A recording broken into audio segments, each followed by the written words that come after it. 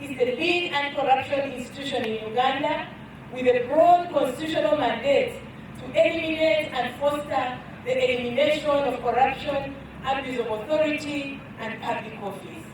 The Inspectorate is empowered to deploy both preventive and enforcement measures to execute this mandate. And in order to ensure accountability, transparency, and anti-corruption in the public service, the Constitution within Article 223 tasked Parliament to establish the Leadership Code of Conduct. The Leadership Code Act was enacted in 2002 to operationalize the above constitutional provision and commenced on the 12th July 2002.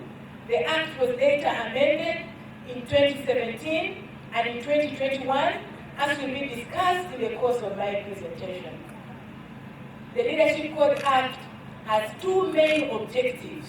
One is to provide the minimum standard of behavior and conduct for leaders and public officers. In this, the Code provides for the prohibited conduct and the prescribed penalties for the breaches of this law. The second objective is to require leaders and all public officers to declare their incomes, their assets, and liabilities, which is the main reason why we are here in Lira Industrial City today.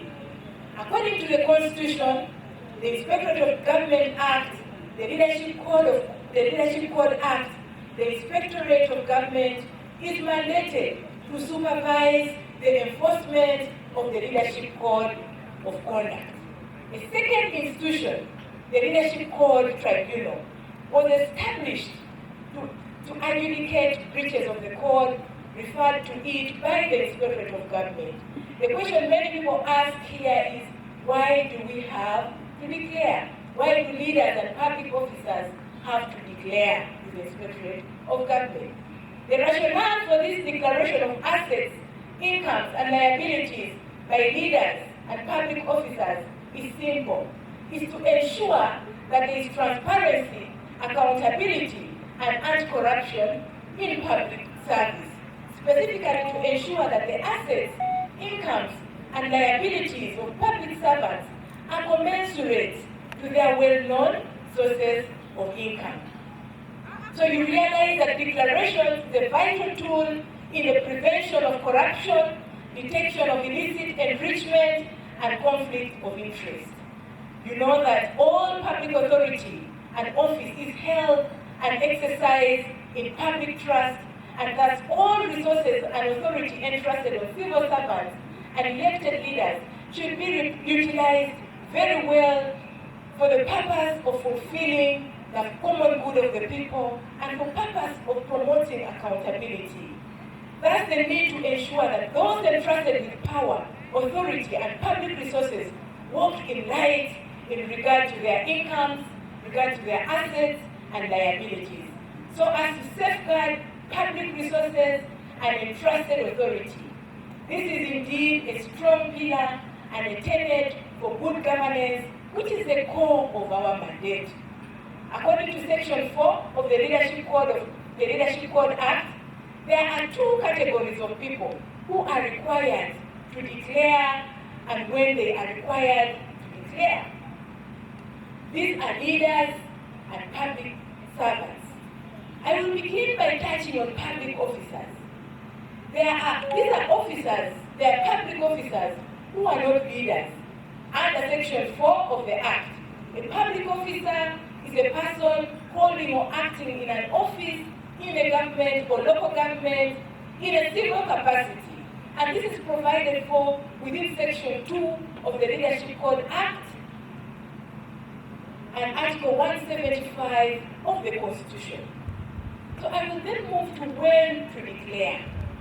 Public officers are required to declare under 3 instances within 3 months after the commencement of the Act, which is 3 months after May 2002 when the Act was enacted, and also within 3 months after appointment to the public service, and thereafter after every 5 years during the month of April, The last declaration period for public officers was in 2021. And the next declaration for the public officers will be in 2026. That is 5 years after March. That's when they're required to declare. I will then touch on the leaders, the reason why we are here today. Leaders, according to the law, are the persons provided for within Section 4 of the Act. It has a list of leaders under the second schedule to include elected, these are the political leaders, the appointed, these are the specified officers, and it is therefore very important that all public servants, both political and technical, cross-check with this second schedule to the Act to satisfy themselves whether they fall under the leaders bracket. When to declare. Leaders, who include politicians, heads of government departments, institutions, are supposed to declare their incomes, assets, and liabilities beginning today, 1st March 2026 to 31st March. And this is supposed to be within 3 months of assuming their leadership positions, and after every 2 years in the month of March, before exiting when the last declaration was made more than 6 months. The last declaration period for leaders was in March 2021, as stated in the above provision. The second year and therefore declarations period after provisions, one falls within March 2023, which commences today really and ends on the 31st of March 2023. I would like to emphasize that the obligation upon all leaders and public officers for this matter is a constitutional requirement, and failure to do so amounts to breach of the Leadership Code of Conduct and attracts heavy penalties. Under the Act, failure to declare, false declaration, anticipatory declaration are breaches of the code that attract heavy penalties upon successful prosecution before the Leadership Code Tribunal. The tribunal, which is now about a year or so in operation, has been biting very hard with decisions leading to demotion and a wide range of disciplinary measures against the culprits. Now, what is our function concerning declaration?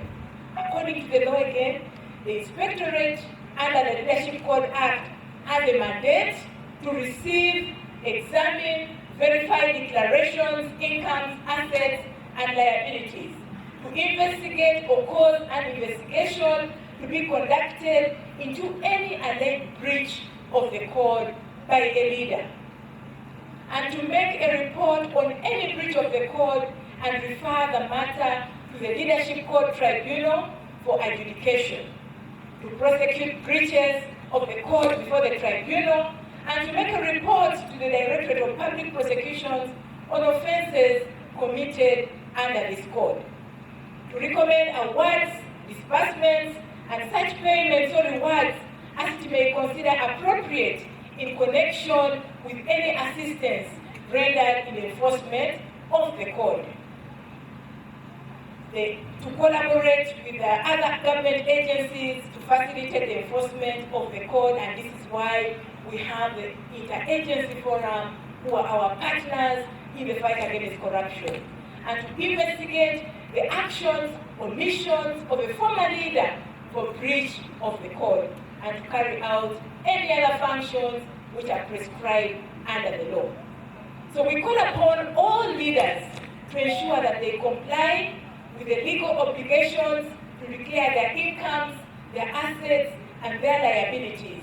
Be aware of the amendment of the regulations to the Leadership Code Act that also provides for declaration of incomes, assets, and liabilities where leaders have beneficial ownership or interest. This is very, very important. This particular event in Lira was purposely brought here today because the Lamu region has been performing lowest with compliance with the obligation to declare. This is therefore to raise awareness and increase compliance in the region.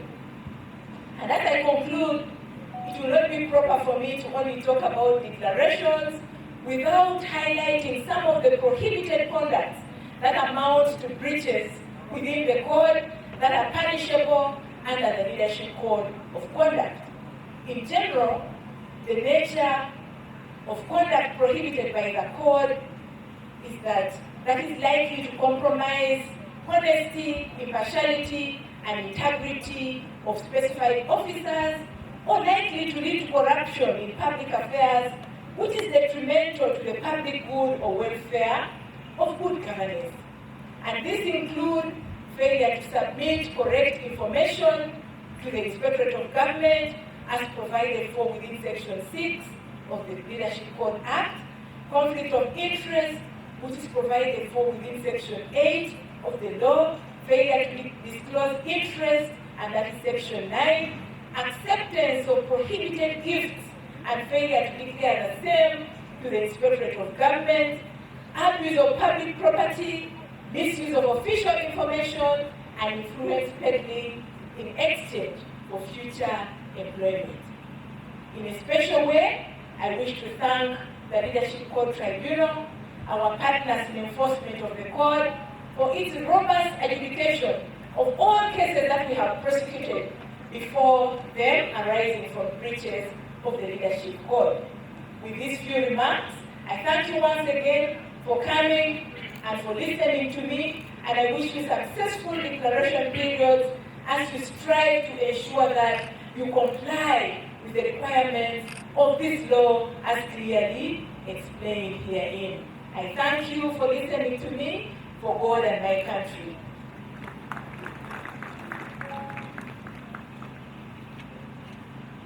Thank you so much, Madam Deputy